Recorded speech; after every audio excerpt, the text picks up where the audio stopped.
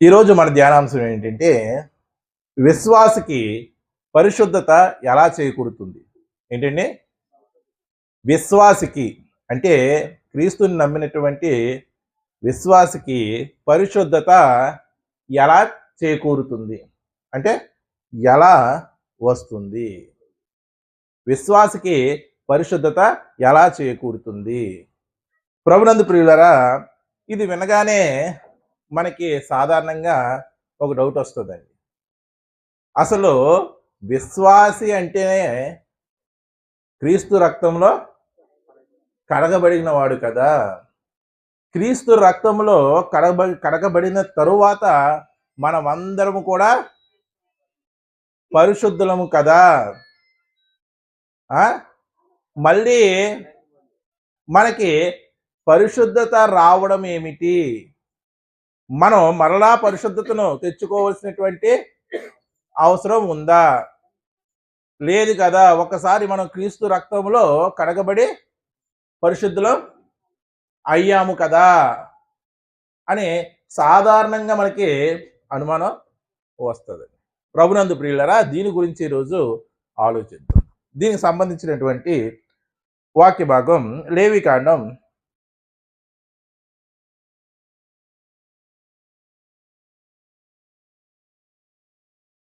11వ అధ్యాయం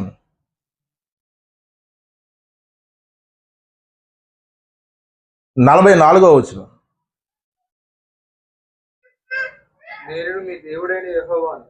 నేను మీ దేవుడనైన యెహోవాను, నేను పరిశుద్ధుడును గనుక మీరు పరిశుద్ధులై ఉండునట్లు.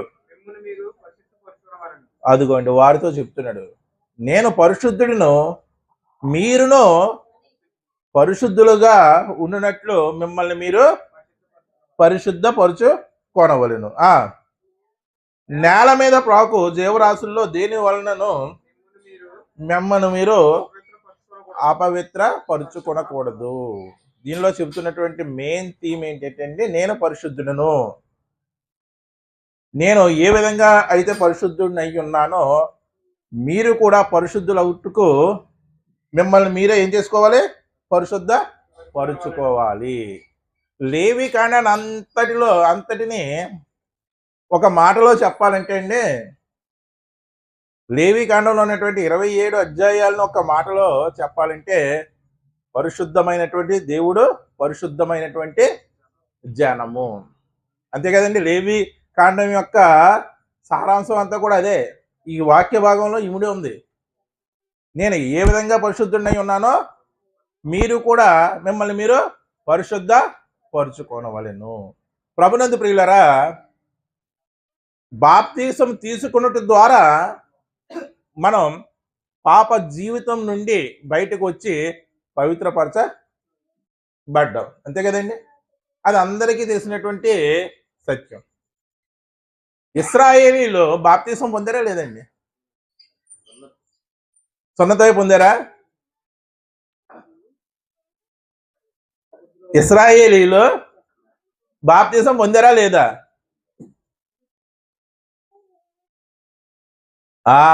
అపోస్తలుడైన పౌలుని అడిగితే ఇశ్రాయేలీలు కూడా ఏం పొందారు? బాప్తీసము పొందారు అని చెప్తున్నారు. చూడండి ఒకసారి ఆ మాట.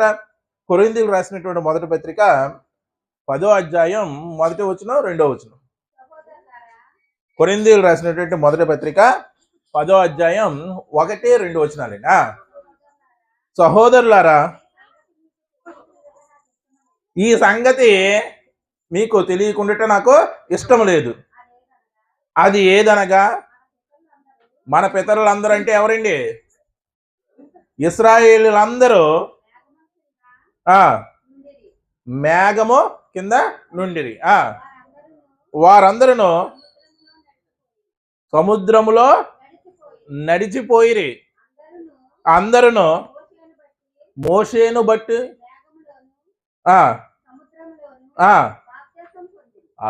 పితరులైనటువంటి ఇశ్రాయేలీలు ఎక్కడ బాప్తీసం పొందారంటే మోషేను బట్టి. మనం ఎవరిని బట్టి బాప్తీసం పొందాం? క్రీస్తును బట్టి. అంటే మోషే క్రీస్తుకు ముంగుర్తుగా ఉన్నాడు. మోషేను బట్టి సముద్రంలోనూ మేఘములోనూ వారు బాప్తీసము పొందిరి. ఇప్పుడు ఈ ఇన్సిడెంట్ ముందు జరిగిందా, లేకపోతే ఇందాక లేవి కాండంలో నేను పరిశుద్ధుని కాబట్టి మీరు పరిశుద్ధంగా ఉండడానికి మిమ్మల్ని మీరు పవిత్రపరుచుకోండి అన్న మాట ముందు వస్తుందా? అర్థమైందండి? నేను చెప్పింది మీకు అర్థమైందండి? చూడండి, ఇప్పుడు వీళ్ళు సముద్రంలో నడిచి మేఘము కింద సముద్రంలోని బాప్తీసం పొందిరి. ఈ ఇన్సిడెంట్ ముందు జరిగిందా, లేకపోతే దేవుడు ఇందాక చెప్పాడు కదా లేవికాండంలో, నేను పరిశుద్ధమైనటువంటి దేవుణ్ణి, మీరు పరిశుద్ధంగా ఉండటకు మిమ్మల్ని మీరు పరిశుద్ధ పరుచుకోవాలను, ఈ మాట ముందా ఆ మాట ముందా? సరిగ్గా ఆలోచించండి. వారు సముద్రములోను మేఘము కింద మోషేను బట్టి బాప్తీసం పొందిరి. అది అయిపోయిన తర్వాత వారు అలా ప్రయాణం చేసి సీనాయి కొండ దగ్గరికి వచ్చారు. సీనాయి పర్వతం దగ్గర చాలా రోజులు ఉన్నారు. ఆ తర్వాత ఏం జరిగిందంటే దేవుని మందిరాన్ని, అంటే పవిత్ర గుడారాన్ని వారు నిర్మించారు. పవిత్ర గుడారాన్ని నిర్మించిన తర్వాత దేవుడు లేవీయుల్ని యాజకులుగా నియమించి అప్పుడు చెబుతున్నటువంటి మాట, అంటే ఇశ్రాయేలీలు ముందు బాప్తీసం పొందారు. మరి బాప్తీసం పొందిన తర్వాత, అంటే అది ముంగుర్తు సాదృశ్యం అనుకోండి, మరి బాప్తీసం పొందిన తర్వాత దేవుడు అంటున్నటువంటి మాట మళ్ళీ ఒక్కసారి లేవికాండం చదవండి, 11వ అధ్యాయం. నేను మీ దేవుడునైనటువంటి యెహోవాను, నేను పరిశుద్ధుని కనుక మీరును పరిశుద్ధులై ఉండునట్లు, అదిగోండి మిమ్మల్ని మీరు పరిశుద్ధపరచుకోవాలను. అర్థమైందండి? మిమ్మల్ని మీరు ఏం చెయ్యాలి? మరి ముందు సముద్రంలోని ఆ మేఘంలోని బాప్తీసం పొందారు కదా, సున్నతి అనే శారీరకమైనటువంటి గుర్తు వారికి ఉంది కదా, వారు పవిత్రులు కదా. మళ్ళీ దేవుడు ఏమంటున్నాడు? మిమ్మల్ని మీరు పరిశుద్ధ పరుచుకొనవలెను అంటున్నాడు. అంటే మనం బాప్తీసము తీసుకున్నా సరే, యేసు రక్తంలో కడగబెట్టినా సరే, అప్పటికి పవిత్రులం, అప్పటికి పరిశుద్ధులం. తర్వాత జీవితం ఉంది కదా. అర్థమైందండి? ఆ బాప్తీస కార్యక్రమము, యేసు రక్తంలో కడగబడటం అనేది నీకు జీవితాంతం నీకు అది పరిశుద్ధత చేకూర్చదు. దేవుడు ఇచ్చినటువంటి ఒక్క అవకాశం అది. అర్థమైందండి? అది చాలా గొప్పది. బాప్తీసం అనేది, యేసు రక్తంలో కడగబడడం అనేది చాలా గొప్పది. అది మనకి ఒక్కసారి ఇవ్వబడినటువంటి అవకాశం. ఆ అవకాశం మనకి జీవితాంతం కూడా వర్తించదు. మన పరిశుద్ధతను మనమే చేకూర్చుకోవాలి. మన పరిశుద్ధతను మనమే కాపాడుకోవాలి. ఏమంటే నేను యేసు రక్తంలో కడబడిపోయాను, నేను పరిశుద్ధుడిని, లోకంలో యథేచ్ఛగా పాపాలు చేసేస్తే ఏమండి, బురదలో దొలుతున్నటువంటి నిన్ను ఒకసారి తీసుకొచ్చి స్నానం చేయించి కడిగి నిలబెట్టాడు. ఒక మార్గం చూపించాడు, జీవ మార్గం, ఇలా వెళ్తే వస్తుంది బాబు అని. నువ్వు వేరే మార్గంలోకి వెళ్తూ ప్రయాణిస్తూ నేను పరిశుద్ధుడిని అంటే అది అయ్యే పని ఉందా? పరిశుద్ధతను కాపాడుకోవాలి. అనుదినము కూడా పరిశుద్ధతను పొందుకోవలసినటువంటి వారమై ఉన్నాం మనం. అనుదినము కూడా పరిశుద్ధతను ఏం చేయాలండి? చేకూర్చుకోవాలి. ఇది చాలా మందికి తెలియదండి. ఈ డిఫరెన్స్. ఏమనుకుంటారంటే, ఒకసారి కడగబడిపోయాం కదా, మేము పరిశుద్ధులము. మరి ఇస్కరియోతు యూదా కూడా కడగబడినవాడా కాదా? మరి తర్వాత ఏమైంది? ఏమైంది? ఆ పరిశుద్ధత ఎక్కడ పోయింది? లోకంలోకి వెళ్ళిపోయింది. అంటే యేసు రక్తం ద్వారా కడగబడిన తర్వాత, బాప్తీసం పొందిన తర్వాత పరిశుద్ధతలోకి మనం ప్రవేశించాం. ఆ పరిశుద్ధతలోకి ప్రవేశించడానికి ప్రభు అవకాశం ఇచ్చాడు. అది నిలుపుకోకపోవడం నీ ఇష్టం. బాగా అప్పులు చేసినటువంటి కుమారుడికి తండ్రి ఒక అవకాశం ఇచ్చి, ఇదిగో 2 లక్షలు ఇస్తున్నాను నీకు, ఇదే చివరి అవకాశం, ఇంక నేను మళ్ళీ ఇవ్వను, దీన్ని జాగ్రత్తగా ఖర్చు పెట్టుకొని నువ్వు వృద్ధిలోకి రావాలంటే అప్పుడు ఏం చేయాలి? నా తండ్రి ఇలాగ ఇస్తానే ఉంటాడు, నేను పాపం చేసి మోకరిస్తే క్షమించేస్తానే ఉంటాడు, నేను ఎలా బ్రతికేసినా పర్వాలేదు అనుకుంటే అది ఎంత పొరపాటు, ఇది కూడా అంతే పొరపాటు అండి. కానీ ఈ భ్రమల్లో చాలా మందిని దయ్యం ఉంచేసిందండి. చాలా మందిని.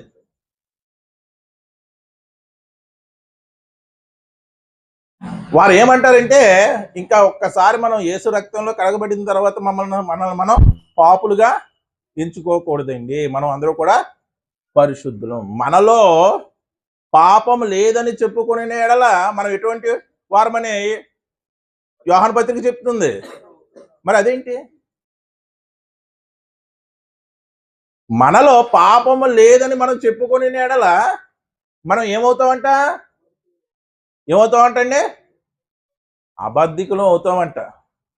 అంటే మొదట పొందినటువంటి పరిశుద్ధత నీ జీవితాంతం కూడా అది నీకు ఆపాదించబడదు. అది కేవలం ఒక అవకాశం మాత్రమే. ఆ అవకాశాన్ని అందిపుచ్చుకుంటేనే నీకు ఏమవుతుందండి? పరలోకం ప్రాప్తిస్తుంది. లేకపోతే నువ్వు ఎంత భక్తి చేసినా సరే అది వ్యర్థమే. రోమీయులకు రాసినటువంటి పత్రిక 12వ అధ్యాయం 1వ వచనం. కాబట్టి సహోదరులారా, పరిశుద్ధమును దేవునికి అనుకూలములైన సజీవ యాగముగా మీ శరీరములను ఆయనకు సమర్పించుకొనుడని దేవుని వాత్సల్యతను బట్టి మిమ్మల్ని బ్రతిమాలు కొనుచున్నాను. ఏం సమర్పించుకోవాలంటే అండి దేవునికి? పరిశుద్ధమును దేవునికి. అంటే ఆ శరీరం ఎలా ఉండాలని చెప్తున్నాడు?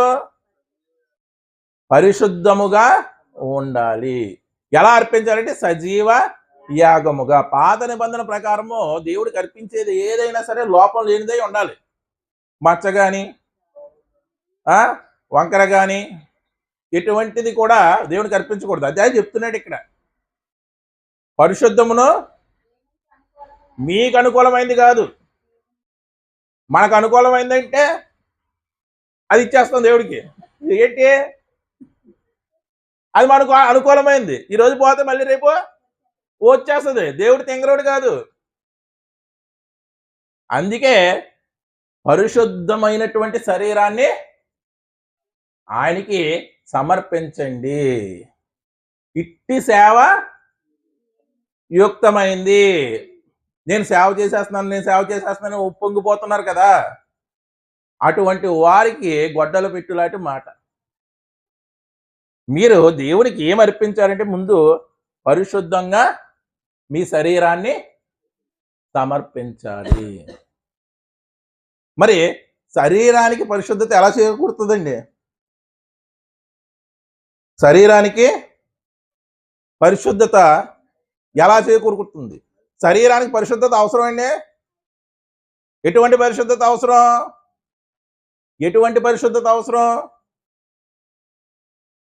పాత నిబంధనలాగా ఒక శవాన్ని ముట్టుకుంటూ వచ్చి వెంటనే కొన్ని నియమాలు పాటించేసి, ఒక రోగస్తుని ముట్టుకుంటే వచ్చేసి కొన్ని నియమాలు పాటించేసి చేశారా లేదా పితరులు? దేవుడు చెప్పాడా లేదా? అలా మిమ్మల్ని మీరు పవిత్రపరుచుకోవాలి. శవాన్ని ముట్టుకుంటే మీరు ఇలా చెయ్యాలి, మీరు మైలు పడితే మీరు ఇలాగా చెయ్యాలి, పాలం వెలుపల ఉండాలి, లేకపోతే మీరు పరిశుద్ధులు కాదు. అలా మిమ్మల్ని మీరు పరిశుద్ధపరచుకోండి అని భౌతికమైనటువంటి శరీరం గురించి చెప్తున్నాడు. చెప్పాడా లేదండి? ఇప్పుడు కొత్త నిబంధనకు వచ్చేటప్పటికి ఏమవుతున్నాడు? అదే శరీరాన్ని మీరు సజీవ యాగంగా పరిశుద్ధంగా దేవుడికి సమర్పించండి. అంటే ఇప్పుడు ఏం చెయ్యాలి? శరీరాన్ని శుభ్రంగా స్నానం చేసి మెరుగులు దుద్ది ఇదిగో ప్రభువా నా దేహం అని సమర్పించాలా? ఎలా సమర్పించాలండి? మనలో చాలా మంది, అంటే ఈ విషయం తప్పని నేను అంటలేదండి, తెల్లని వస్త్రాలు వేసుకున్న వెంటనే మనకి ఏదో పరిశుద్ధత ఆపాదించబడిపోయింది అనుకుంటాం. తెల్లని వస్త్రాలు వేసుకోగానే చూడండి, అందుకే సంస్కార దినానికి తెల్లని వస్త్రాలు వేసుకుంటారు. నేను తప్పు అంటలేదండి, వేసుకోవచ్చు. కానీ మనకి ఎప్పటి నుంచో ఒక ఫీలింగ్ ఉండిపోయింది. ఏంటి? తెల్లటి వస్త్రాలు మనకి ఏమిస్తాయి? పరిశుద్ధతను చేకూరుకుంటుంది. నేను పరిశుద్ధుడిలాగా అగుపడతాను అని అనుకుంటాం. కానీ వస్త్రాల వలన మనకి ఎటువంటి పరిస్థితుల్లో కూడా పరిశుద్ధత చేకూరదు. కానీ మనిషికి ఉన్నటువంటి, ఇప్పుడు కొత్త బట్టలు వేయగానే మనకు ఒక రకమైనటువంటి ఆనందం, ఉల్లాసం వస్తుంది. అలా తెల్లని వస్త్రాలు ధరించగానే కూడా మనం ఏంటి? ముట్టుకోక ఏంటి? ముట్టుకోక. అంటే తెల్లని వస్త్రాలు వేసుకోవడం తప్పు అంటలేదు. ఇతరులకు అభ్యంతరకరంగా లేకుండా నువ్వు ఎటువంటి వస్త్రాలు ధరించుకున్నా సరే, ఏ రంగు వస్త్రాలు ధరించుకున్నా సరే తప్పు లేదు. కానీ మనలో ఉన్నటువంటి ఫీలింగ్ చెప్తున్నాను. ఇటువంటి వారే శాస్త్రులు, పరిసయ్యులు కూడా. వారిని చూసి దేవుడు, యేసుక్రీస్తు వారు ఒక మాట అన్నారు. చూద్దాం, చూడండి ఒక్కసారి మత్తయి సువార్త 23వ అధ్యాయం 27వ వచనం. మత్తయి సువార్త 23వ అధ్యాయం 27వ వచనం. అయ్యో వేషధారులైనటువంటి శాస్త్రులారా, పరిసయ్యులారా, మీరు సున్నము కొట్టినటువంటి సమాధులను పోలి ఉన్నారు. అవి వెలుపల శృంగారముగా అగుపడును గాని లోపల చచ్చిన వారి ఎముకలతోనూ కల్మషముతో నిండి ఉన్నది. ఆనాడు శాస్త్రుల్ని, పరిసయ్యుల్ని దేంతో పోల్చాడండి? సున్నము కొట్టినటువంటి సమాధితో పోల్చాడు. సున్నము కొట్టినటువంటి సమాధి ఏ రంగులో ఉంటది? ఇప్పుడైతే రకరకాల పెయింట్లు వచ్చినాయండి. ఇప్పుడైతే రకరకాలైనటువంటి పెయింట్లు వచ్చేసినాయి. అప్పుడు 2000 సంవత్సరాల క్రితం మాట కదా ఇది. అప్పుడు సున్నం అంటే ఏంటి? ఆ రాళ్ళని, ముగ్గు రాళ్ళని ఉడకబెట్టి లేకపోతే నానబెట్టి ఏం చేసేవారు? సున్నము కొట్టేవారు. తర్వాత ఏమొచ్చినాయి? పౌడర్ కింద వచ్చేసింది. తర్వాత దాంట్లోకి, ఆ సున్నంలోకి ఏమొచ్చినాయి? పెయింటింగ్లు, కలర్స్ అన్నీ వచ్చినాయి కదండి. కానీ ఒక 2000 సంవత్సరాల క్రితానికి వెళ్తే సున్నం అనేది ఏ రంగులో ఉంటుంది? ఖచ్చితంగా తెలుపు రంగులోనే ఉంటుంది కదండి. అంటే శాస్త్రుల్ని, పరిసయ్యుల్ని మీరు ఎలా ఉన్నారంటే, ఇదిగో సున్నం కొట్టినటువంటి సమాధుల వలె ఉన్నారు. ఈ మాట యేసుక్రీస్తు వారే అనలేదండి. అపోస్తలుడైన పౌలు కూడా ఒక సందర్భంలో అన్నాడు. చూడండి, అది కూడా చూద్దాం ఒకసారి. 23వ అధ్యాయం, అపోస్తల కార్యములు 23వ అధ్యాయం 3వ వచనం.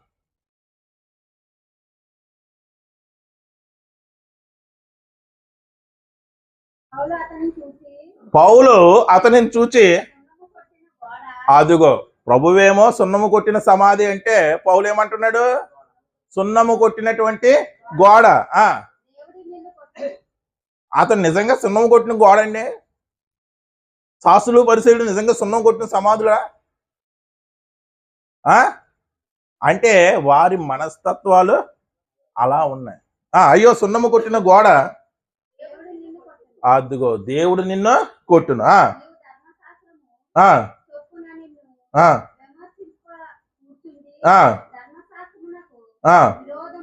ఆ,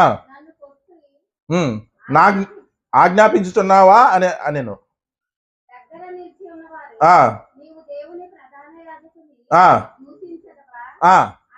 అంటే పౌలు ఎవరిని తిడుతున్నాడు? ప్రధాన యాజకుడు. ఆ ప్రధాన యాజకుడు ఎవరు?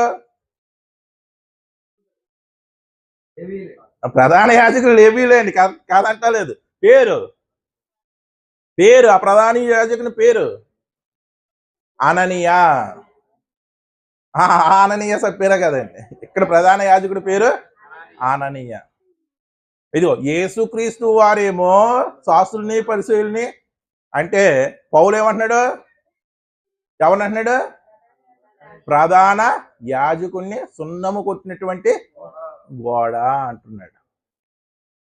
అంటే రంగు బట్టి మనకి పవిత్రత అనేది ఎటువంటి పరిస్థితుల్లో కూడా మన శరీరానికి చేయకూడదు. అలాగని వేసుకోవడం కూడా తప్పు కాదు. మరి శరీరానికి పవిత్రత అవసరమా?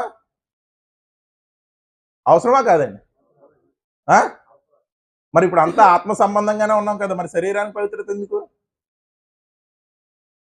కొత్త నిబంధనకు వచ్చేటప్పటికి అంతా ఆత్మ సంబంధమైందే కదా, మరి శరీరానికి పరిశుద్ధత ఎందుకు? ఎందుకో ఇంకా ఆలోచిద్దామండి మనం. చూడండి ఒకసారి, మనకి పరిశుద్ధత శరీరానికి ఎందుకు అవసరం అంటే 1 తిమోతి పత్రిక 2వ అధ్యాయం 8వ వచనం. 1 తిమోతి పత్రిక 2వ అధ్యాయం 8వ వచనం. కావున ప్రతి స్థలమందును పురుషులు కోపమును, సంశయం అంటే సందేహం, డౌట్, శంక లేని వారే ఎటువంటి చేతులండి? పవిత్రమైనటువంటి చేతులెత్తి ఏం చెయ్యాలండి? పవిత్రమైనటువంటి చేతులు ఎత్తి అంటే చేతులు డెటాల్తో కొనుక్కున్నా, హ్యాండ్ వాష్తో కొనుక్కున్నా, పవిత్రమైనటువంటి చేతులు ఎత్తి ప్రార్థన చేయవాలంటే ఆ చేతులకి పవిత్రత అవసరం కదండి. అంటే ఆ చేతులు పాపం చేయని విధంగా ఉండాలి. ఆ చేతులు పాపం చేస్తా ఇవి అపవిత్రమైనటువంటి చేతులు. అపవిత్రులు పాపుల యొక్క ప్రార్థన మన దేవుడు ఆలకించడు. ఆలకిస్తాడు అనుకుంటారా? నువ్వు దేవుణ్ణి తెలుసుకోకముందు నువ్వు పాపివైనా అపవిత్రుడు అయినా సరే నీ ప్రార్థన దేవుడు ఆలకిస్తాడు. దేవుణ్ణి తెలుసుకున్న తర్వాత నువ్వు ప్రార్థన చేసేటప్పుడు పవిత్రమైనటువంటి చేతులతో నువ్వు ప్రార్థన చెయ్యాలి. మరి పవిత్రమైనటువంటి చేతులు ఎంతమందికి ఉన్నాయండి? ఎంతమందికి ఉన్నాయండి? ఈ చేతులతో పాపకార్యాలు చేయకుండా ఉంటున్నావా? చేస్తున్నావా? అందుకే దేవుడు చూడండి ఎంత చక్కగా చెప్పాడు. మళ్ళీ ఒకసారి చదవండి అన్నమాట. కావున ప్రతి స్థలమందును పురుషులు కోపమును, సంశయమును లేని వారే పవిత్రమైనటువంటి చేతులెత్తే ప్రార్థన చేయవలను. అంటే మనం ప్రార్థన చేయడానికి కూడా మనకి ఏం అవసరం అంటే పరిశుద్ధత అవసరం. మన కంటికి పరిశుద్ధత అవసరమా? అవసరమా లేదా? నీ కన్ను చెడిందైతే అంటే ఎలా చెడిపోద్ది?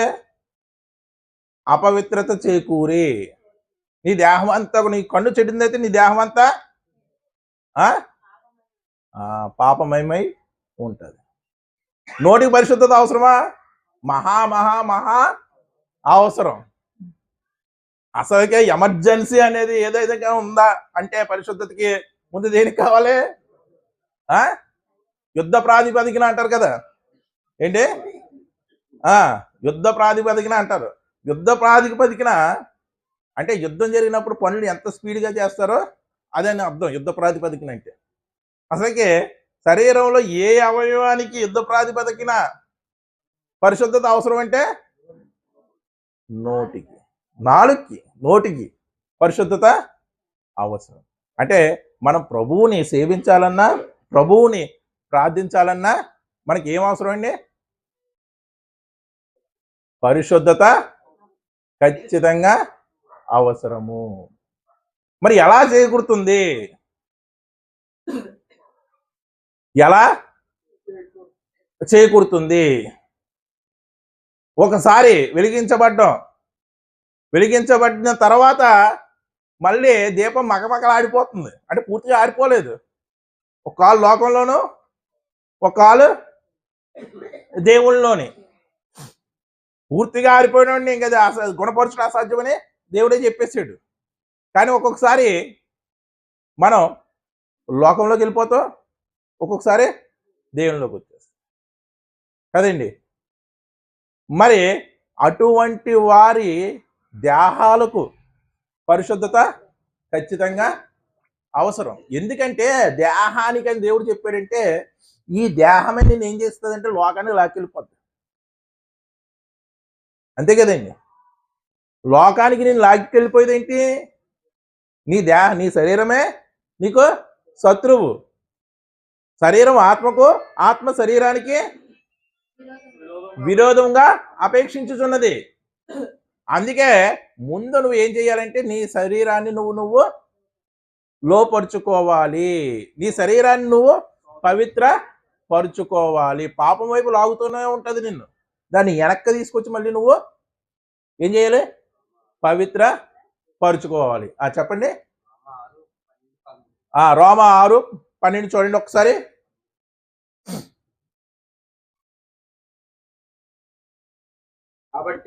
కాబట్టి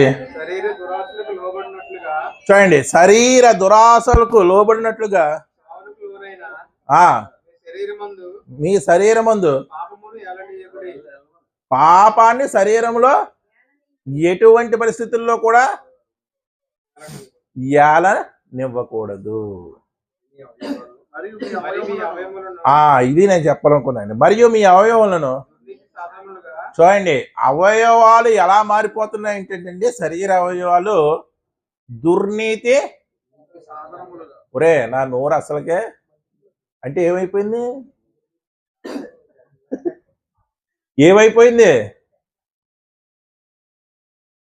దుర్నీతి సాధనం అయిపోయింది. కోపం వచ్చిందంటే నేను ఏం చేస్తానో నాకే అంటే ఏమైపోయింది? శరీరం మొత్తం ఏమైపోయింది? దుర్నీతి సాధనంగా మారిపోయింది. ఆ మాటలు నీలో వస్తున్నాయి అంటే శరీరం అపవిత్రం అయిపోయింది. చదవండి. దుర్నీతి సాధనములుగా అద్దుకోండి. అక్కడ పుట్టినోట్లు ఏమైనా ఉందండి? సాధనాలంటే దుర్నీతికి ఆయుధాలు అంటండి. దుర్నీతికి పితరుడు ఎవరు? అపవాదికి ఆయుధం. దేవుని ఆయుధం ఏంటి? దేవుని ఆయుధం ఏంటండి? దేవుడి యొక్క వాక్కే ఆయన ఆయుధం. ఈ పంచభూతాలే ఆయన ఆయుధం. అంతే కదండి. మరి అపవాది ఆయుధాలు ఏంటి? కింద ఏమన్నాడు చూడండి, వాడు మన వేలుతోనే మన కళ్ళు పొడుస్తున్నాడు. ఇది అపవాది ఆయుధం అంటే ఏంటి? అపవాది ఆయుధం. లోకంలో ఆయుధాలు అంటే గొప్ప గొప్పగా చూపిస్తారు, కానీ మన శరీరమే అపవాది ఆయుధం. ఈ శరీరం అపవాది ఆయుధంగా ఎలా మారిపోయింది? దీన్ని బట్టే కదా నిన్ను ఏం చేస్తున్నాడు? భ్రష్టపరుచు చేస్తున్నాడు, నిన్ను అపవిత్రపరుచు చేస్తున్నాడు. ఎలా మారిపోయింది? పాపాన్ని ఏలనివ్వడం ద్వారా. ఏంటండి? పాపాన్ని మన శరీరంలో ఏలనివ్వడం వల్ల. చూడండి, వాడు ఎంత తెలివైన వాడు. మన శరీరమే వాడికి ఆయుధం. ఈ ఆయుధాన్నేనండి రోజు పెంచి పోషించి మెరుగులు దుద్ది అద్దం ముందు 2 సార్లు చూసి ఈ ఆయుధం కోసమేనండి మన ప్రయాస. ఏంటండి? ఈ 2 అంగుళాల ఈ ఆయుధాన్ని దాటించడానికి ఎన్ని రుచులు? ఈ 2 అంగుళాల ఆయుధం ఎవరిది? చక్కగా బతుకుతే దేవుంది, దేవుడు మాట చెప్తావు. వ్యర్థంగా బతుకుతే ఎవరిది అది? ఈ అపవాది ఆయుధానికి ఎన్ని రుచులు? ఏమన్నా రుచి బాగోకపోతే కంచాలు ఎక్కడికి వెళ్తాయి? బయటికి వెళ్ళిపోతా ఉంటాయి. నాలుక మంగళ కత్తి వంటిది, అంత పదునైంది. అంటే మన శరీరాన్ని మనకి తెలియకుండానే మనం దుర్నీతికి సాధనములుగా, అంటే అపవాదికి ఆయుధాలుగా అప్పగించేశాము. ఎంత భయంకరమైనటువంటి స్థితిలో ఉన్నామండి. ఏంటి? బాప్తీసం తీసుకుని కూడా ఏంటి మనం పైకి ఏమనుకుంటున్నాం? నేతి బీరకాయలో నెయ్యి ఉండదనేది ఎంత వాస్తవమో ఈరోజు విశ్వాసులు, అంటే అందరిలో కాదండి, 90% మంది, అందరిలో అంటారు మళ్ళీ 90% మందిలో ఈ పవిత్రత అనేది ఉండదు. దానికి కారణం ఏంటంటే మన శరీరం పవిత్రంగా ఉంటే అది ప్రభువుకి అప్పగించగలం, దీంతో ప్రభు పని చెయ్యించగలం, ప్రభు మాటలు చెప్పగలం, ప్రభు కోసం నడవగలం, ప్రభు కోసం పరిశుద్ధమైనటువంటి చేతులెత్తి ప్రార్థించగలం. ఇదే వాడికి ఆయుధంగా ఉంటే ప్రార్థన చేసుకుందాం లేగు అంటారు. ఆత్మ వద్దు, ఇంకా పడుకో. శరీరం అంటే ఇప్పుడు ఆ సిచ్యువేషన్లో ఎవరు ఆయుధం బాగా పనిచేసింది? ఊహించుకోండి ఒకసారి. విఠలాచారి గారిని ఇలా రెండు వచ్చేస్తాయి, ఇలా గుద్దుకుని వాడు ఏమవుతుంది? కిందకే పడిపోద్ది కదా. అలాగా ఆత్మ శరీరానికి ప్రతిరోజు కూడా అదే మనకి యుద్ధమే. ఏమవుతుంది? ఒకటి పడిపోద్ది.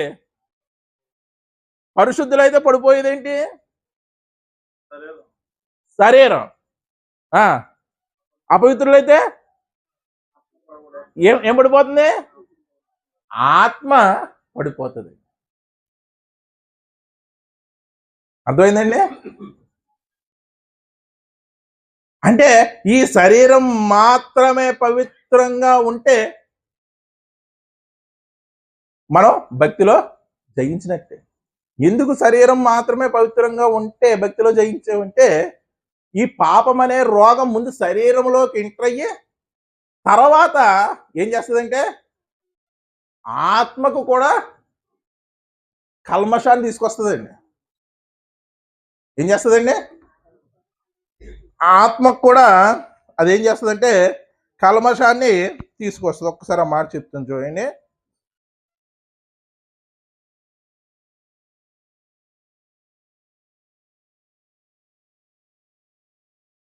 కొరింథీయులకు రాసిన 2వ పత్రిక 7వ అధ్యాయం 1వ వచనం. 2 కొరింథీ 7వ అధ్యాయం 1వ వచనం. ప్రియులారా, మనకు ఈ వాగ్దానాలు ఉన్నవి గనుక దేవుని భయంతో పరిశుద్ధతను చూడండి, దేవుని భయంతో పరిశుద్ధతను సంపూర్తి చేసుకొనుచు. సంపూర్తి అవ్వలేదు, మీరు అక్కడ గమనించాలి. పరిశుద్ధతను సంపూర్తి చేసుకొనుచు. శరీరమునకు ఆత్మకును, అంటే ఆత్మకు కూడా కల్మషం వస్తుందా లేదా? దేని ద్వారా వస్తుంది? శరీరాన్ని బట్టి వస్తుంది. అంటే ఆత్మ కూడా దేని ద్వారా కల్మషం అయిపోతుందంటే శరీరాన్ని బట్టి కల్మషం అయిపోతుంది. అందుకే ముందు ఏది పవిత్రంగా ఉండాలి? కొంచెం చెప్పడానికి ఇబ్బందిగా ఉంటుంది. రెండు కూడా అవునన్నట్టు కాదన్నట్టు అనిపిస్తుంది. కానీ అపవిత్రత ముందు శరీరంలోకి ఎంటర్ అయ్యి ఆత్మను ఏం చేస్తుంది? కల్మషం చేస్తుంది. కల్మషము నుండి మనల్ని మనము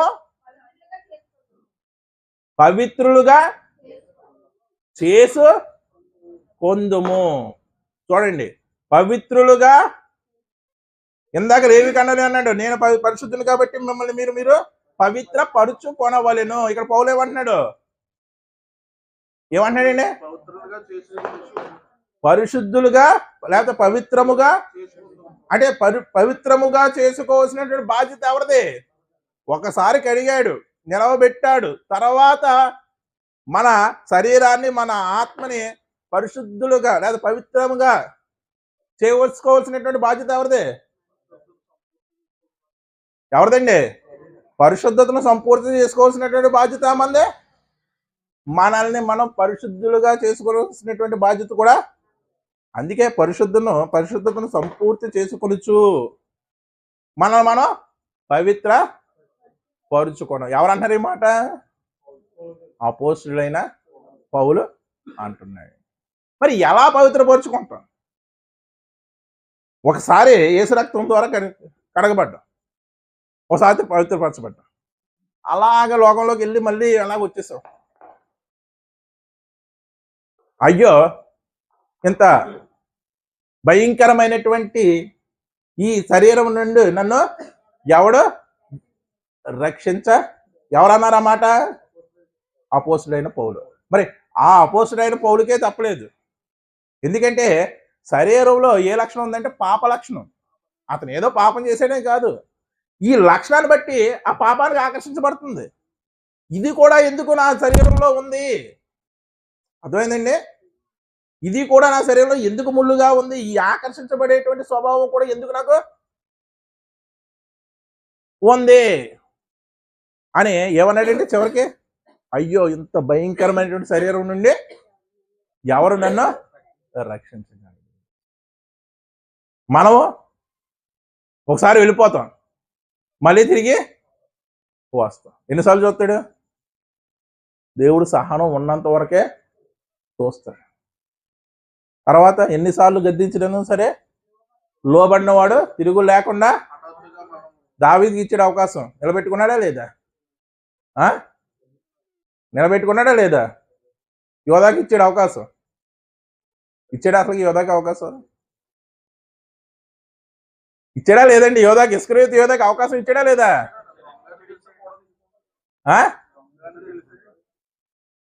అంటే పశ్చాత్తాపడ్డాడు, ఓకే, అక్కడ వరకు బాగానే ఉంది. పశ్చాత్తాపడి ప్రభు పాదాల మీద పడితే అపోస్తుల్లో ఒకటిగా ఉండడు. కానీ చేసింది ఏంటి? పశ్చాత్తాప పడిన వాడిని కూడా అపవాది ఎక్కడ లాగేసింది? ఆత్మహత్య వైపుకి లాగేసింది. చూడండి ఎంత తెలివైందో. ఇస్కరియోతు యోధ చేసినటువంటి పాపం ఏంటనుకుంటున్నారో? డబ్బు సంచి దొంగిలించడం కన్నా మహాపాపం ఏంటనుకుంటున్నారో? దానికన్నా మహాపాపం పశ్చాత్తాపడి ఆత్మహత్య చేసుకోవడం. అలా ప్రేరేపించిందండి. అందుకే ఏమన్నాడు? వాటిని ఒప్పుకొని, ఏంటది రెఫరెన్స్?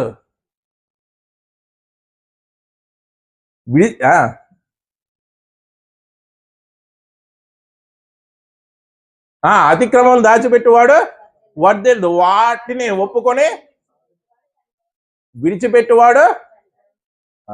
ఒప్పుకోవాలి. ఎక్కడ ఒప్పుకోవాలి? తనలో తాను ఒప్పుకున్నాడు ఇస్కరియోతు యోధ పాపినని. కానీ ఎక్కడ ఒప్పుకోవాలి? ప్రభువు దగ్గర ఒప్పుకోవాలి. అలా ఒప్పుకోనివ్వకుండా చేసింది ఎవరు? అపవాది. ఈరోజు అనేకులు ఆత్మహత్య చేసుకుంటున్నారంటే కారణం ఎవరు? వాడి యొక్క తలంపులే.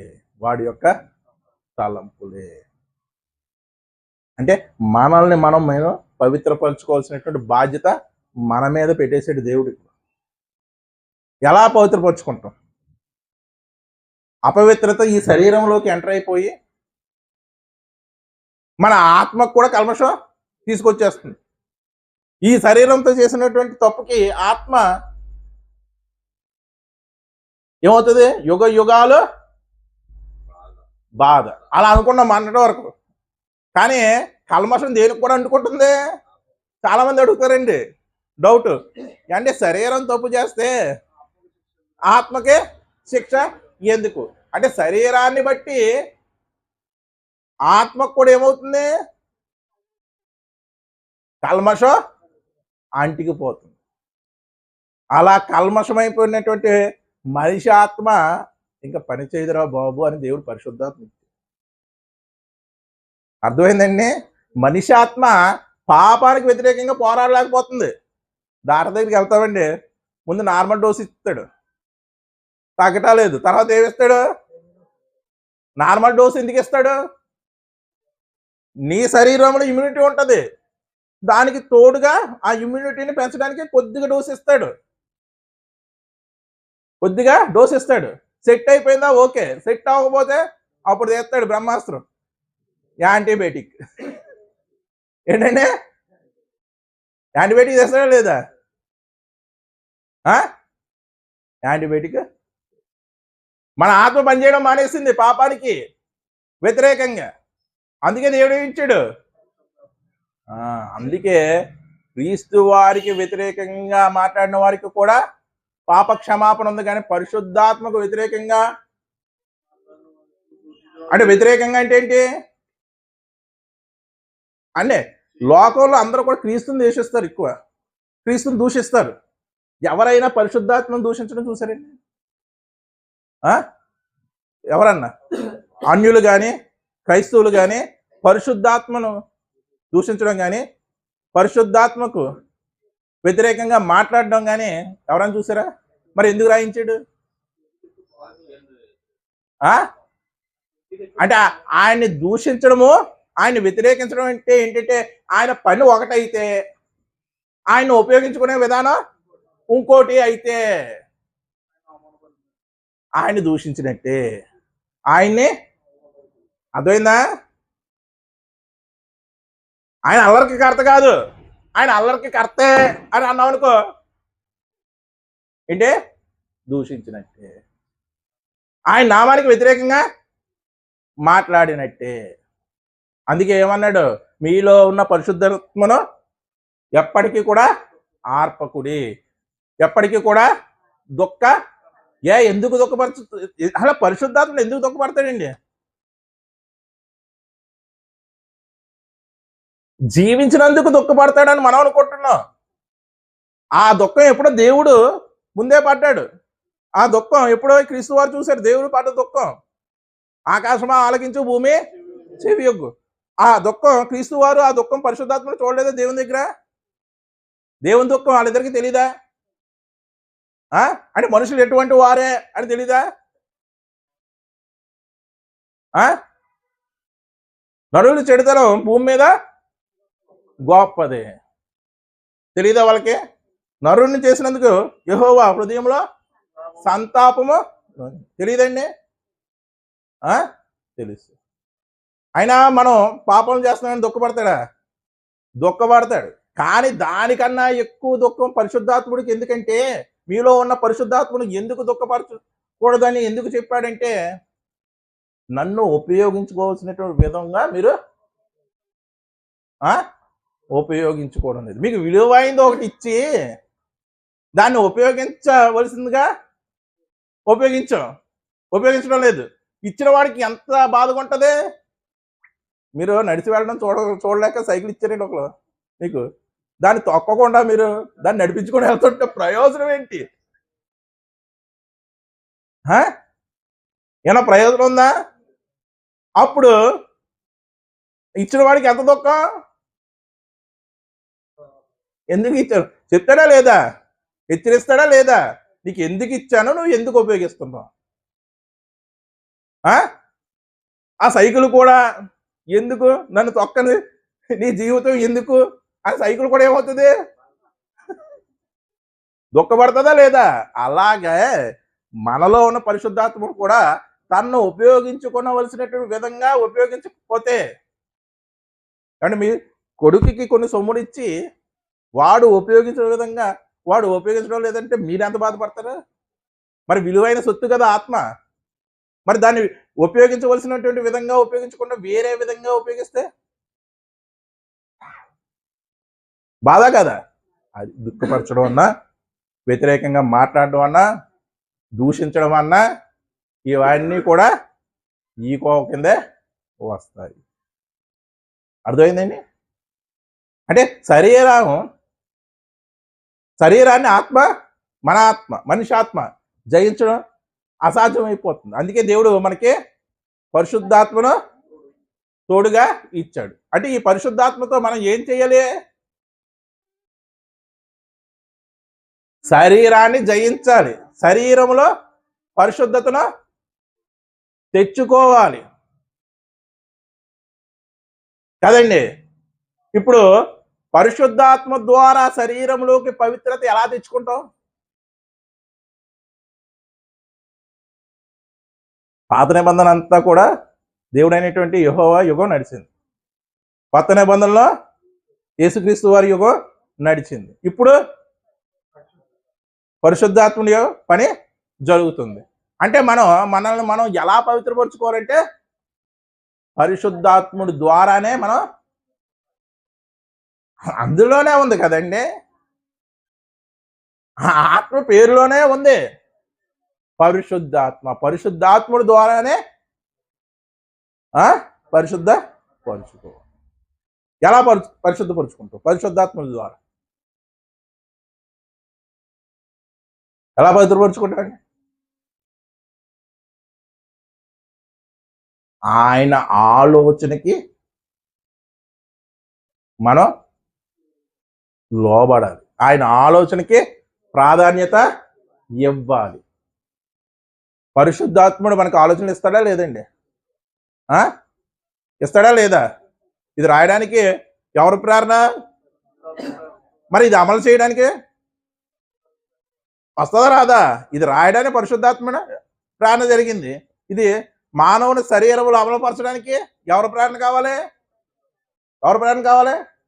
పరిశుద్ధాత్మ ప్రేరణ కావాలి. అంటే ఆ ప్రేరణ ఎలా ఇస్తాడు మనకి?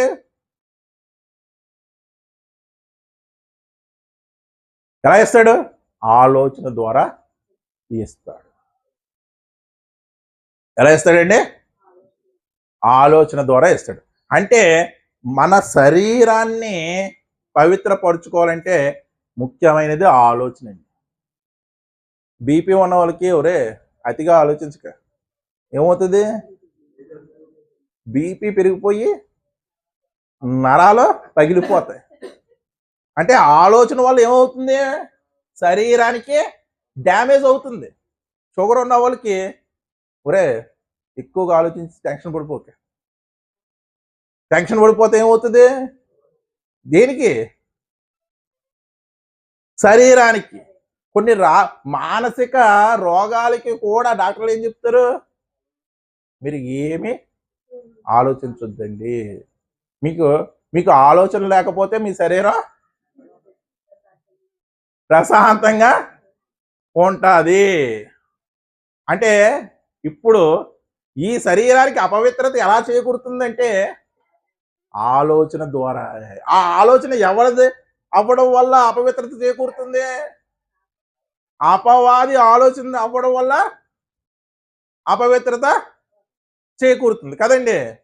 అదే ఆలోచన దేవునిదైతే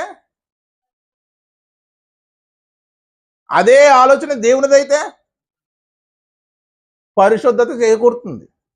అదే ఆలోచన పరిశుద్ధాత్ముడిదైతే మన శరీరానికి పరిశుద్ధత చేకూరుతుంది. అంటే ఒకసారి ప్రభు రక్తంలో కడగబడిన తర్వాత మళ్ళీ లోకంలో అటు ఇటు మరి భక్తిలో పట్టు లేస్తూ ఉండడం కామన్ కదండి.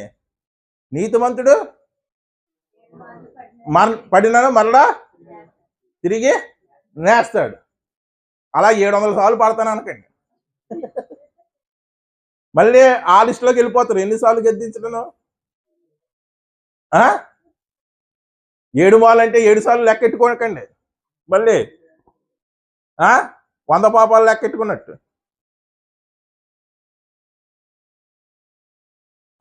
అంటే ఇప్పుడు ఆలోచనే మనిషిని ఏం చేస్తుంది? మనిషి శరీరాన్ని పవిత్ర పరిచింది. మంచిగా ఆలోచించరా. సాత్వికమైనటువంటి మనస్సు ఎముకలకు పుష్టినిచ్చును. సాత్వికమైనటువంటి మనస్సు. సాత్వికం అంటే లోబడేటువంటి మనస్సు. సాధువైన అంటే సాధువు అంటేనే లోబడ్డం. సాధువైనటువంటి అంటే ఇప్పుడు పులి క్రూర జంతువు, ఆవు సాధు జంతువు. అది క్రూర జంతువు ఎందుకైంది? అది మనిషికి అంత ఈజీగా లోబడదు. ఆవు గొర్రె లోబడిపోదు. సాధువు అంటేనే లోబడడం. సాత్వికమైనటువంటి మనస్సు అంటే లోబడేటువంటి మనస్సు. సాత్వికమైన మనస్సు ఎముకలకు ఏమిస్తుందంట? అంటే మనస్సు అంటే దేవుడికి లోబడేటువంటి ఆలోచన ఎముకలకు ఏమిస్తుంది? అంటే మన శరీరానికి ఆరోగ్యాన్ని ఇస్తుంది. పనికిరాని మనస్సు ఎముకలకు అంటే మంచి ఆలోచన, పరిశుద్ధాత్మని యొక్క ఆలోచన నీ శరీరాన్ని ఏం చేస్తుంది? పుష్టినిస్తుంది. చెడు ఆలోచన నీ శరీరాన్ని అపవిత్ర పరుస్తుంది. నిరూపితం అయిందా లేదా దేవుడు వాక్యంలో? మనస్సు అంటే ఏంటి? చాలాసార్లు చెప్పాను. మనస్సు అన్నా హృదయం అన్నా సరే ఆలోచనే. ఆలోచన దేవుడిది అయితే నీ శరీరం పవిత్రం అవుతుంది. నీ శరీరం పవిత్రం అయితే నీ ఆత్మ కూడా. ఎందుకంటే దీంతో పోరాడలేకపోతుంది. పోరాడగలుగుతుందా? ఎప్పుడైతే ఈ శరీరం పవిత్రమైందో ఆటోమేటిక్గా కొన్ని రోగాలు ఉంటాయండి. ఒకటి తగ్గితే చెప్పండి ఏదన్నా కొన్ని.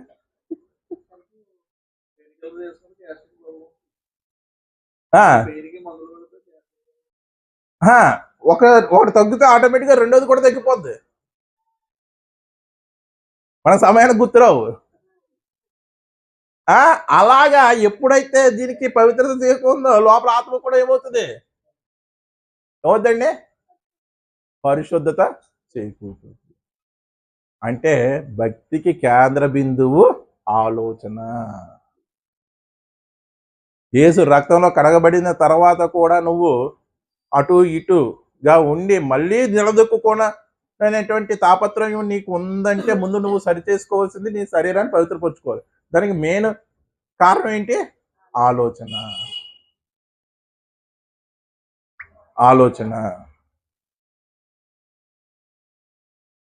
ఒక్కసారి ఎఫెసీ పత్రిక మాట చూద్దాం. ఊహించేస్తాను. ఎఫెసీ పత్రిక 5వ అధ్యాయం 27వ వచనం. 5వ అధ్యాయం 27వ వచనం అండి. నిర్దోషమైనది గాను తీసారండి. 5వ అధ్యాయం 27వ వచనం. ఎఫెసీ అండి లేదా 5:27. నిర్దోషమైనది గాను మహిమ గల సంఘము గాను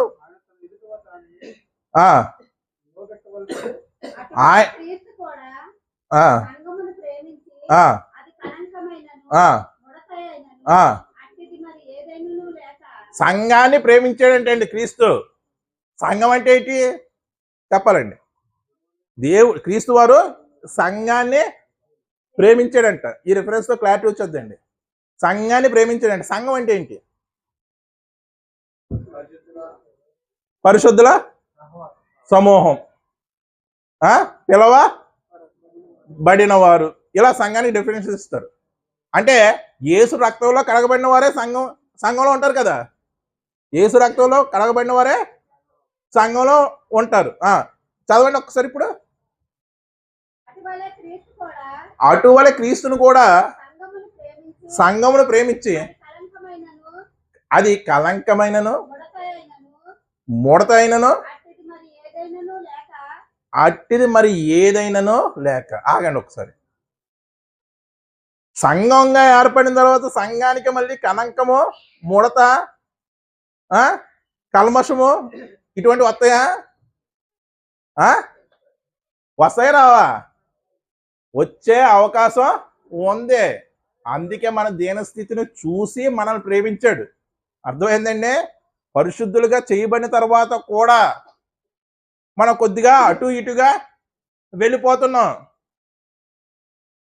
అటువలే క్రీస్తు కూడా సంఘమును ప్రేమించి అది కలంకమైనను ముడతైనను అట్టిది మరి ఏదైనాను లేకుండా పరిశుద్ధమైనది గాను నిర్దోషమైనది గాను మహిమ గల సంఘము గాను అదిగో రెండో రాకల్లో తన ఎదుట ఆయన నిలబెట్టుకోవాలని సార్వత్రిక సంఘాన్ని అదిగోండి లేవీలు అప్పుడు ఏ స్నానం చేసేవారు? పవిత్రపరచుకోవడానికి భౌతికపరమైన స్నానం చేసేవారు. ఇక్కడ యేసు ప్రభువు వారే స్నానం చేయిస్తున్నారు. ఎటువంటి స్నానం? వాక్య స్నానం. వాక్యముతో ఉదక స్నానము చేత అంటే వాక్యం అనేటువంటి ఉదక స్నానం చేత మనల్ని అనుదినము పవిత్ర పరుస్తున్నాడు. ఎవరు? క్రీస్తు వారు. మన సంఘంలో సభ్యులుగా ఉన్నాం. సంఘమే మనం అనుదినము కూడా ఎలా పవిత్రపరుచుకోవాలి? విశ్వాసకి పవిత్రత ఎలా చేకూరుతుంది అంటే వాక్యం అనే ఆయన లాల పోయించుతుంటే మనం లాల పోయించుకోవాలి. నేను బురదలో దొల్లుతానంటే నరకంలో దొల్లిస్తాడు. అర్థమైందండి? ఏం పోయిస్తున్నాడు? చిన్నపిల్లలాగా మనకి స్నానాన్ని ఏమంటారు? లాల అంటారు కదా. వాక్యం అనే లాల. వాక్యముతో ఉదక స్నానం చేయిస్తున్నాడంట. దానిని పవిత్రపరిచి పరిశుద్ధ సంఘాన్ని కూడా పరిశుద్ధపరచవలసిన అవసరం ఉందా? ఉందా? ఉందా? ఉంది. పరిశుద్ధ పరుచుటకే దాని కొరకు అదిగో తనను తాను అప్పగించుకొనెను. అంటే ఇప్పుడు మనకి పవిత్రత ఎలా చేకూరుతుందండి? వాక్యం ద్వారా చేకూరుతుంది. ఆ వాక్యం మనలోకి ఎంటర్ అవ్వాలంటే ఆ వాక్యానికి మన ఆలోచనలో స్థానం ఇవ్వాలి. నువ్వు ఇదే తీయకుండా ఇదే వినకుండా నీకు పవిత్రత ఎలా వచ్చేస్తుంది? ఎలా వచ్చేస్తుంది? రాదు. వస్తుంది అనుకుంటారా? రానే రాదు. ఆయన ప్రతిరోజు కూడా నిన్ను వాక్యపు స్నానం చేయిస్తున్నాడా లేదా? ఎందుకు? రెండో రాకల్లో ఆయన న్యాయపీఠం ముందు మనం ఎటువంటి కల్మషంలో కానీ ముడతైన కానీ కలంకమైన కానీ లేకుండా ఆయన ఎదుట పరిశుద్ధంగా నిలవబడడానికి. ఆ వాక్యం చేయడానికి సంసిద్ధత ఏంటనుకుంటున్నారు? రెడీనెస్. ఆ వాక్య స్నానం చేయడానికి సంసిద్ధత, రెడీనెస్, సిద్ధపడటం ఏంటి? నీ ఆలోచన ఆయనకి ఇవ్వాలి. ఏదో రెఫరెన్స్ ఉంటుంది కదండి. నీ ఆలోచనలకి ఆయనకి ఇస్తే నీ నడతలన్నీ కూడా ఏమవుతాయి? నీ మార్గము సరళమవుతుంది అంటాడు. ఏంటది?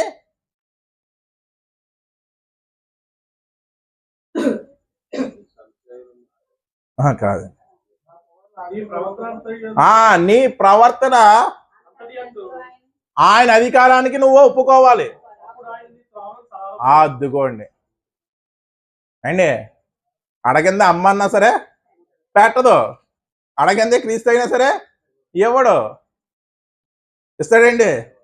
ఇప్పుడు నీ ప్రవర్తన అంతటి యందు ముందు ఏం చెయ్యాలి? ఆయన అధికారాన్ని ఒప్పుకోవాలి. ఆయన అధికారాన్ని ఒప్పుకొని నువ్వు అడిగితే ఇస్తాడు. అప్పుడు ఆయన నీ మార్గాన్ని, నీ ప్రవర్తన అంతటి యందు ఆయన అధికారానికి నువ్వు ఎలా ఒప్పుకుంటావు? నీ ఆలోచనలో ఆయన వాక్యానికి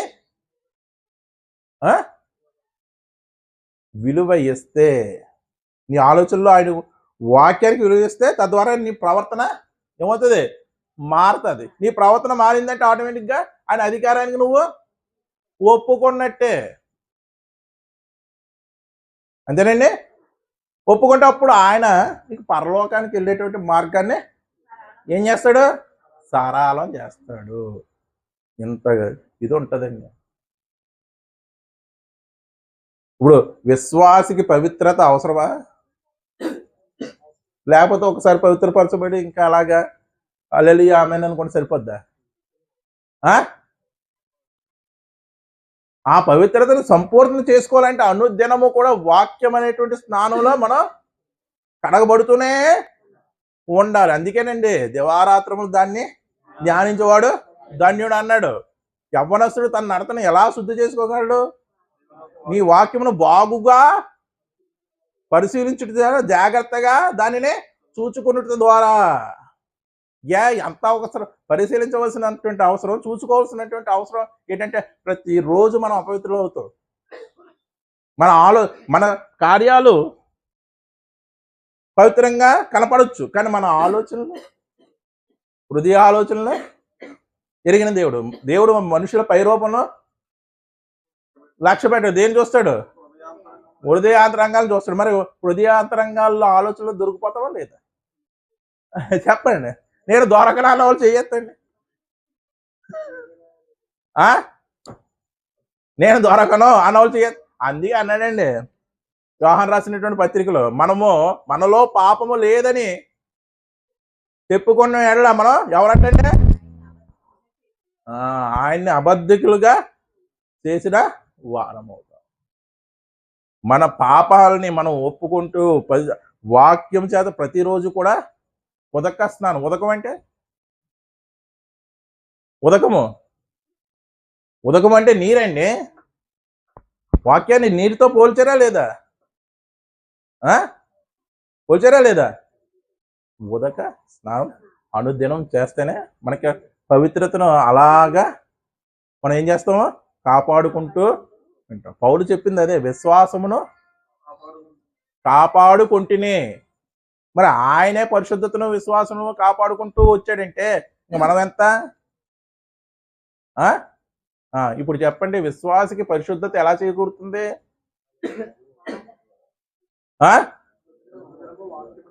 పరిశుద్ధత మనం ఏమనుకుంటామంటే ఏదో భాషలు మాట్లాడితేనో, జరగబోయేది చెప్పేస్తానో, ఇంకా ఏమో అద్భుత కార్యాలు చేసేస్తానో మనలో పరిశుద్ధాత్ముడు ఉన్నాడు కాబట్టి అతను పరిశుద్ధుడు అనుకుంటాం. అంతేనండి. కానీ మన బైబిల్ నిజంగా చెప్తున్నటువంటి డెఫినేషన్ ఏంటి? ఎవడైతే అనుదినము ఉదక స్నానం చేస్తాడో వాడే పరిశుద్ధుడు, వాడిలోనే పరిశుద్ధాత్మ పని చేస్తుంది. చాలా మంది అంటే మాకు ఒక పాట ఉంటుందండి. ఆ పాఠంలో ఒక చక్కని మాట చెప్పాడండి. అది మళ్ళీ చెప్తున్నాను మీకు. అది హిందీలో ఉంటుంది అనుకోండి, మీకు మామూలు చెప్తాను. ఏంటంటే శాంతి. ప్రపంచంలో నిజమైనటువంటి శాంతి అంటే కొంతమంది ఏమనుకుంటారంటే శ్రీను గారు చెప్పినట్టు దాంట్లో ఉంటుందండి. శ్రీను గారు చెప్పింది మౌనంగా ఉండడమే శాంతి అనుకుంటారు. కానీ ఆ పాఠంలో రాసింది ఏంటంటే మనస్సును చెడుతనం వైపుకి వెళ్లకుండా నియంత్రించుకోవడమే నిజమైనటువంటి శాంతి. అది చెప్తున్నప్పుడల్లా కూడా నాకు చాలా ఆనందం కలుగుతుందండి. అది ఏంటంటే మొత్తం బైబిల్ సారం. అది మనిషికి బైబిల్ ఇచ్చినటువంటి సందేశం. 10th క్లాస్లో ఉపవాచకం పాఠంలో ఉంటుంది అది. ఆ పాఠం చెప్తున్నప్పుడల్లా కూడా నాకు చాలా ఆనందం వేస్తుంది. అంటే ఆ ఆలోచన చెడు వైపుకి వెళ్ళకుండా మనం ఎప్పుడైతే నియంత్రించుకుంటామో పవిత్రత ఆటోమేటిక్గా మనలోకి వస్తుంది. పవిత్రత వచ్చిందంటే మన శరీరం పవిత్రమవుతుంది, తద్వారా మన ఆత్మ కూడా పవిత్రత అవుతుంది. మరి ఇప్పుడు విశ్వాసకి పవిత్రత చేకూరడం అవసరం అంటారా కాదంటారా? లేదు, ఒకసారి మేము తీసేసుకున్నాం, వైరసే అప్డేట్ అవుతూ వస్తుంది. మరి దేవుడు అప్డేట్ అవుతూ రాడా? అందుకే అనునిత్యము కూడా అప్డేట్ అవుతూ మిమ్మల్ని ఏం చేస్తున్నాడు? పరిశుద్ధత వైపుకి.